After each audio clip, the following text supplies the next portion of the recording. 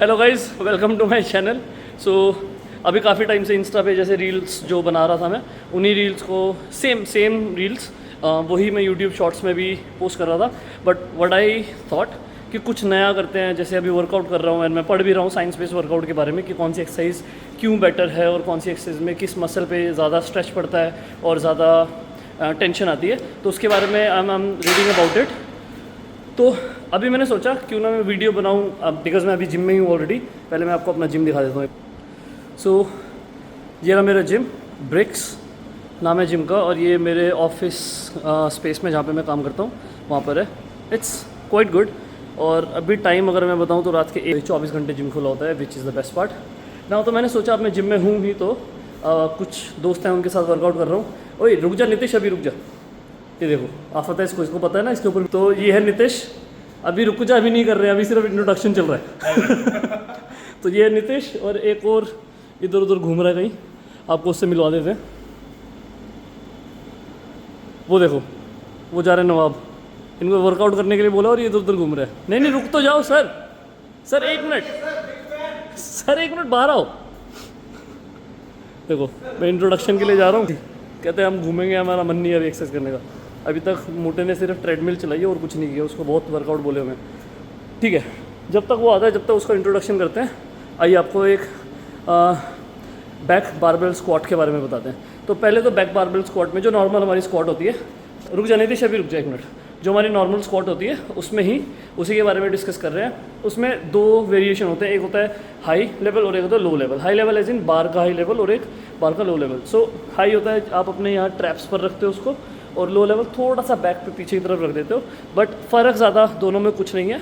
और अगर मैं टीयर्स की बात करूँ तो टीयर्स होते हैं S tier, A B C D and F. F is like fail and S tier is super. तो अगर मैं दोनों की बात करूँ तो दोनों ही एस टीयर में जाती हैं, चाहे हाई लेवल पे करो या लो लेवल पे करो।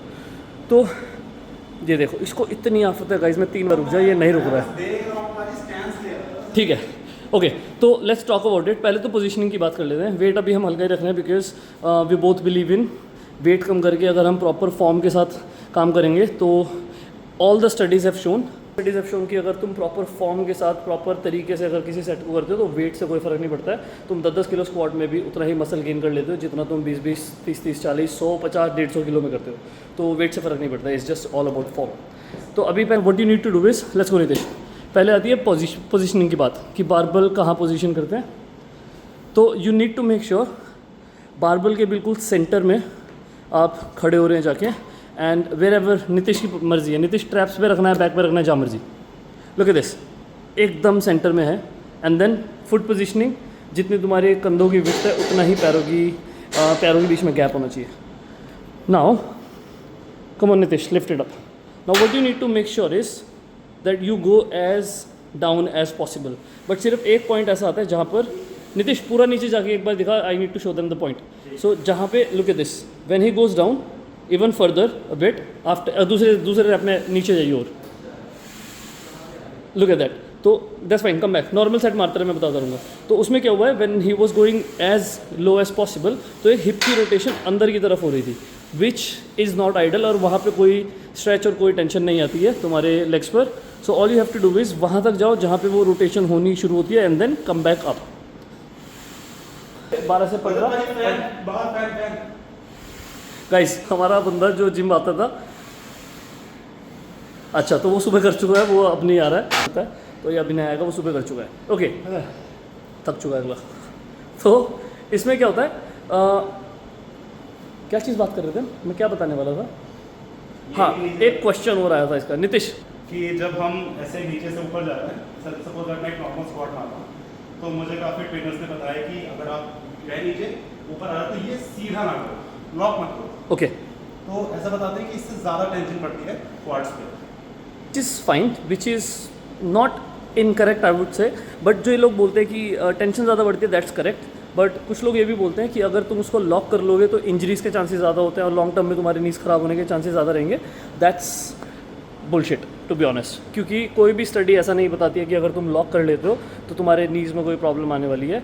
ऑनेस्टली स्पीकिंग तुम्हारे जो नी होते हैं वो फंक्शन ही ऐसे करते हैं कि वो लॉक करेंगे ही करेंगे। तो if I will show you one more thing, अगर मैं तेरे को बोलूँ लाइक फ्री पोजीशन में खड़ा हो, रेस्टिंग पोजीशन में खड़ा हो, तो your knees right now are they locked और व्हाट? Always locked. मैं ऐसे थोड़ी खड़ा हूँ, ऐसे ही खड़ा। As simple as that. So जितना भी मर्जी तुम कोई भी वर्कआउट कर लो, कोई भी ट्रेनर या कोई कुछ भी कह दे, नीज़ लॉक होंगे ही होंगे। चाहे तुम नॉर्मल अपना रेस्टिंग पोजीशन में खड़े होते हो तो भी नीज़ लॉक होते हैं, वो इसी तरीके से बने हुए हैं। तो अब प्रॉब्लम कहाँ आती है नीज़ में? वो जो ट्रेनर्स होते हैं, कुछ लोग कभी कभी क्या होता है, ट्रेनर सही भी बोल रहे होते हैं बट लोग जो लोग हैं वो उसको गलत ले जाते हैं। अब जो चीज़ तुम्हें ध्यान रखनी है, तुम लॉक करो, no problem, which is fine, but make sure जब तुम उसको लॉक कर रहे हो या फिर स्क्वाट्स में ऊपर आ रहे हो या लेग प्रेस में पुश कर रहे हो ऊपर मशीन को, तुम उसमें झटका मत दो, क्योंकि जितना ज़्यादा अगर झटके से तुम उसको लॉक करोगे तब तुम्हारे नी पे प्रॉब्लम आनी शुरू हो जाएगी, क्योंकि वो एक बहुत प्रेशर पड़ जाता है नीज के ऊपर। And that's the only thing you need to focus about it. So that's it. Make sure that you do as much squats और as many squats as possible, जो मैं अभी पर्सनली फॉलो कर रहा हूँ, मैं और नितिश दोनों अपने वर्कआउट में। आज हम 8 सेट्स ऑफ स्क्वाट्स लगाने वाले हैं, फिर उसके बाद हम लगाने वाले हैं लेग एक्सटेंशन, फिर हम लगाने वाले हैं लंजेस, एंड देन उसके बाद I guess I am gonna go ahead with calves. तो definitely I am gonna go ahead with, जिसमें मैं 50-50-50 के 3 सेट्स करता हूँ, विच इज़ थोड़ा सा पैर अंदर घुमा के एंड देन सीधा रख के एंड देन बाहर घुमा के, जिससे तीनों हेड जो होते हैं अपने काफ्स के वो हिट हो जाते हैं। So that's my workout plan for today. And I already told you, squats के 8 सेट, लंजेस के 4 सेट एंड देन एक्सटेंशन के 5 या 6 सेट एंड देन 50-50 के 3 set for carbs. Perfect. That's the end of informative video for squats. But अब वापस आते हैं जो चीज़ बीच में रुक गई थी, which is introduction of our third partner. Video शुरू करी थी, 6 मिनट 45 सेकंड हो चुके हैं और ये इंसान अभी भी रेस्ट कर रहा है, इसने अभी भी अपना दूसरा सेट शुरू नहीं किया है। तो introduction, your name? You should not say that this to him. Video खराब कर दूंगा सारी। That's my ये धमकी दे रहा है वीडियो खराब करेगा, फिर मैं जो इसको खराब करूँगा ना एक्सरसाइज कराते कराते। भाई कह रहा है जैसे वर्कआउट खराब कर देता हूँ वैसे। कॉमेडी करते हुए। नाम तो बताइए अपना। अरे